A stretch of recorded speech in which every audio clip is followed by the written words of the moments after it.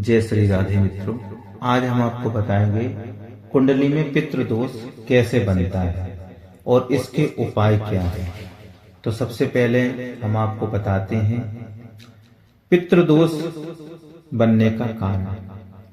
पितृदोष हमारी कुंडली में पूर्व जन्म के अनुसार आ जाता है। पितृदोष सूर्य के साथ राहु या केतु होता है अथवा चंद्रमा के साथ में राहु अथवा केतु होता है तो पितृदोष बन जाता है। किसके साथ में पितृदोष की परिभाषा क्या हुई? पितृदोष किसके साथ में? बोले सूर्य के साथ में। सूर्य के साथ में कौन आ जाए? बोले राहु आ जाए। सूर्य के साथ में राहु आ जाए अथवा चंद्र के साथ में राहु आ जाए या केतु आ जाए तो पितृदोष कुंडली में बन जाता है। इसको हम कहते हैं पितृदोष। क्या कहते हैं? पितृदोष। पितृदोष कुंडली में इस प्रकार आ जाता है। तो अब देखते हैं कि सूर्य राहु केंद्र में 1, 4, 7 और 8, 12 1, 4, 7, 8, 12वें स्थान पर यदि सूर्य राहु आ जाए तो यह ज्यादा असर करता है। यहां पर यह हमारा 1 भाव हो गया, ये 2 भाव हुए, ये 3, ये 4, ये 5, 6, 7, 8, 9, 10, 11 और 12। यदि इन भावों में सूर्य बैठ जाए, सूर्य और यहां राहु बैठ जाए तो पितृदोष बन जाता है। इसके बाद यहां पर सूर्य बैठ जाए, राहु बैठ जाए, ये भी पितृदोष बना देता है। यहां सूर्य बैठ जाए या राहु बैठ जाए, ये भी पितृदोष बनाएगा। यहां सूर्य बैठ जाए, राहु बैठ जाए, ये पितृदोष की श्रेणी में आ जाता है। इसके बाद यहां सूर्य बैठ जाए, राहु बैठ जाए तो ये पितृदोष माना जाता है। अथवा यहां चंद्रमा बैठ जाए और राहु बैठ जाए, चंद्रमा बैठ जाए, राहु बैठ जाए, चंद्र बैठ जाए, राहु बैठ जाए, चंद्रमा बैठ जाए, राहु बैठ जाए, यहां भी चंद्रमा बैठ जाए, राहु बैठ जाए, ये भी पितृदोष में आ जाता है। अथवा केतु बैठ जाए, यहां सूर्य केतु बैठे तो पितृदोष हो जाता है। यहाँ सूर्य के साथ में केतु बैठ जाए या सूर्य चंद्रमा के साथ में केतु बैठ जाए तो पितृदोष का निर्माण ये कर देता है। यहाँ भी समझ लीजिए आप, केतु यहाँ भी हो जाए, इधर भी हो जाए, इधर भी, तो ये पितृदोष में आ जाता है।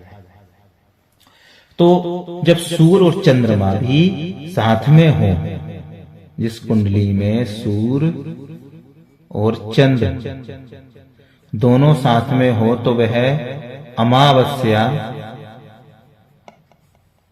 दोष लग जाता है। अमावस्या दोष लग जाता है इसके अंदर, क्योंकि और अमावस्या का जन्म भी होता है इस व्यक्ति का, तो यह पितृदोष माना जाता है। चंद्रमा भी यदि सूर्य से अस्त भी हो जाए तो भी पितृदोष की श्रेणी में ही आता है। और यदि चंद्रमा अस्त हो गया तो पितृदोष बड़ा घातक बन जाता है। अब पितृदोष से क्या होता है? पितृदोष से क्या होता है? दोष क्या होता है? तो पितृदोष से क्या होता है? क्या परिणाम मिलता है? बोले कार्यों में बाधाएं आती हैं। कार्य जो हमारे होते हैं उनमें क्या होता है? बाधा आती है, रुकावट आती है। जीवन में दुर्घटनाएं होती हैं, दुर्घटनाएं होती हैं जीवन में। किससे? पितृदोष बनने के कारण। और अधिक क्या होता है? पारिवारिक समस्याएं भी आती।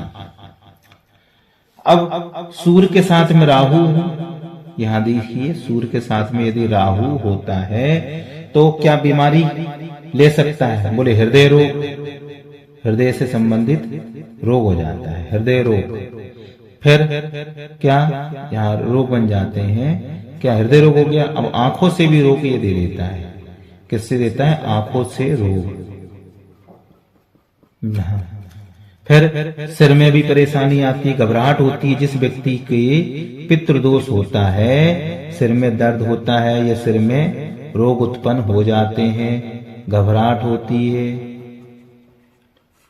घबराहट हो जाती है। और कभी कभी तो जोर से गुस्सा भी आता है, जोर से गुस्सा उस व्यक्ति को, जिसकी कुंडली में पितृदोष बनता है, उसको जोर से गुस्सा आता है और व्यक्ति यहां तक क्रोध में कांपने भी लग जाता है, क्रोध में कांपने भी लगता है।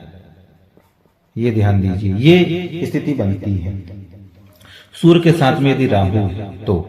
अब यदि चंद्रमा के साथ में राहु आ जाए, यहां देखिए, यदि चंद्र के साथ में राहु आ जाए, यह भी पितृदोष ही माना जाता है।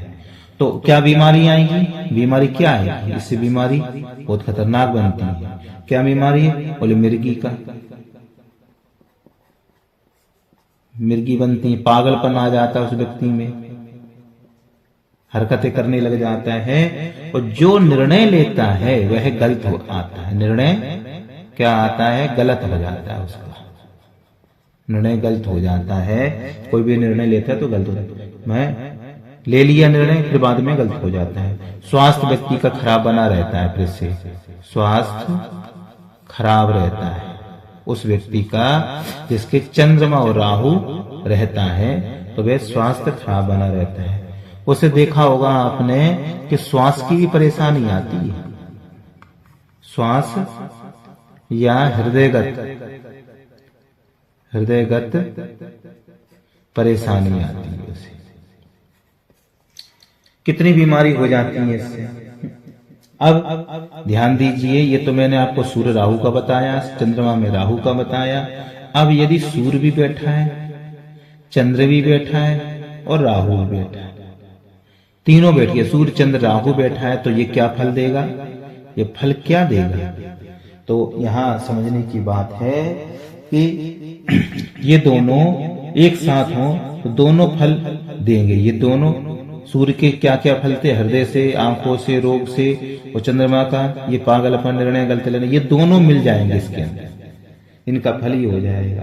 अब अंश देखना है हमें इसे, अंश कैसे होने चाहिए, अंश पे भी हमें बहुत ध्यान देना है। अंश हमारा कैसा होना चाहिए? सूर्य या राहु या केतु या चंद्रमा के अंश बराबर हैं तो यह योग बहुत घातक बन जाता है। यदि सूर्य, चंद्र अथवा राहु, केतु के अंश कैसे हों? बराबर हों, तो ये क्या, यह दोष बहुत घातक बन जाता है। दोष क्या बन जाता है? घातक, बहुत घातक परिणाम दे सकता है ये, इसलिए हमें बहुत सावधानी बरतना है। अब जब घातक दोष देगा तो ये फल क्या देगा? ये हमको देगा कि ऐसे व्यक्ति माता पिता परिवार से परेशानी आती रहती है, परिवार की तरफ से परेशानी आती रहती है। अब इसका उपाय क्या है? तो यहां हम लिखते पितृदोष का उपाय। पितृदोष का उपाय, यदि किसी की कुंडली में यह उपाय दोष बन रहा है तो हमें क्या उपाय करना है? तो सबसे पहले तो मैं आपको बताता हूं बहुत सरल में जो आप कर सकते हैं। पितृदोष में सूर्य और चंद्रमा पीड़ित होते हैं तो राहु केतु पीड़ित करने वाला होता है, ठीक है। तो अब हमें इसमें उपाय क्या करना है? तो उपाय बहुत ही सरल आपको बताते हैं। पितृदोष में क्या करना है? राहु जो देव हैं उनके लिए राहु और जो केतु हैं, क्योंकि राहु से भी पितृदोष बन सकता है, केतु से भी बन सकता है। सूर्य केतु चंद्रमा राहु ये केतु होते हैं। तो हमें क्या करना है? सर्पदान, सर्पदान करना है। सर्पदान करना है, सर्पदान लेकर के सर्पदान करना है हमें किसके अंदर, नदी में, नदी में प्रवाह करना है, प्रवाह करें। फिर क्या करना है, काले उड़द साबुत वाले लेना है। कितने लेना है, 3 किलो। तो काले उड़द लेना है हमको, और 3 किलो क्या लेना है, कीले। 3 किलो में कील लेना है। इनको हमें क्या करना है, दान करना है। जिसकी कुंडली में पितृदोष बनता है, यह हमें उपाय करना है। कुंडली में पितृदोष होने पर और भी समस्याएं होती हैं, संतान संबंधी समस्याएं होती हैं, धन की कमी होती है, शादी में परेशानी भी आती, पति पत्नी में अनबन भी होती है, शादी के बाद विवाद, मुकदमे चलते ही रहते हैं, बीमार कोई ना कोई घर में बीमार बना रहता है, अस्पताल में बीमार बना रहता है, मनचाहा जीवन साथी मिलने में भी परेशानी आती है। तो हमें ये उपाय करना है। एक उपाय और भी कर सकते हैं, हर रोज पीपल के पेड़ पर दूध में जल मिलाकर और अर्पित करना है। समझ में आया? उपाय क्या करना है, हर रोज पीपल के पेड़ पर जल में दूध मिलाकर या दूध में जल मिलाकर अर्पित करें। शाम के समय पीपल के पेड़ के नीचे एक सरसों का दीपक, सरसों के तेल का दीपक जलाएं, जिससे पितृदोष समाप्त हो जाता है। तो मित्रों, ये वीडियो आपको बहुत अच्छा लगा होगा, तो आप ज्यादा से ज्यादा लाइक कीजिए, शेयर कीजिए। मैंने आपको पिछले वीडियो में विष दोष भी बताया था, तो किसी भक्त ने पूछा महाराज इसका उपाय क्या है, तो मैं इसी वीडियो में बता देता हूँ। विष दोष का उपाय, विष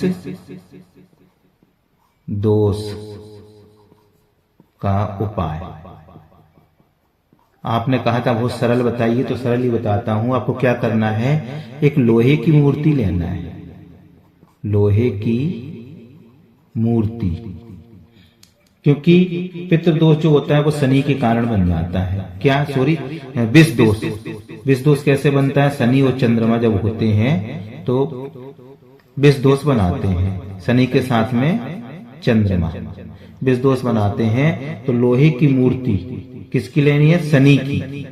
शनि देव की लोहे की मूर्ति बनवा लें, अथवा लोहे की मूर्ति ले लें, नहीं मिल पाए तो उसे आकृति दे दें। लोहे की मूर्ति क्या करना है, नदी में प्रवाह करना है, बस कर दें तो ये विष दोष आपका शांत हो जाएगा। तो मित्रों, ये वीडियो आपको बहुत अच्छा लगा होगा।